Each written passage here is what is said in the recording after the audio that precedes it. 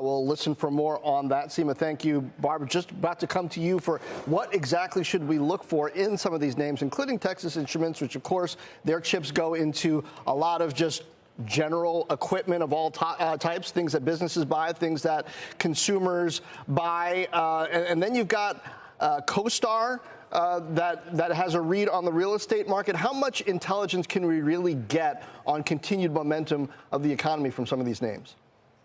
Well, I think it definitely does depend on the name. Like you mentioned, CoStar, which is about real estate, and we know what's happening in real estate.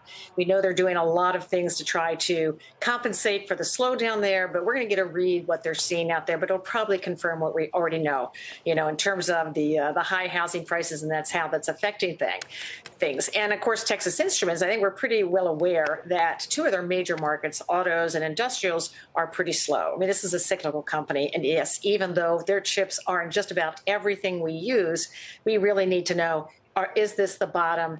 Where's the turnaround come from? And the stock could be down. I mean, their whole thing is that they manage through thick and thin to keep their margins intact and good cash flow. So we'll see what they've been doing there. I mean, they don't have the luxury of being an AI play. So they've really got to depend on very cyclical markets. And Brooke, I mean, the Russell 2000 small caps finishing lower again today, fourth straight day of declines. You talk about cyclical parts of the market. Industrials, for example, we haven't seen that inflection point for some of these harder hit parts of the market, despite the fact that the Fed is beginning to cut rates. And yet, more broadly speaking, the economic data we are getting is coming in better than expected. And so you're seeing this tug of war, essentially, in the bond market as yields have moved higher in recent days.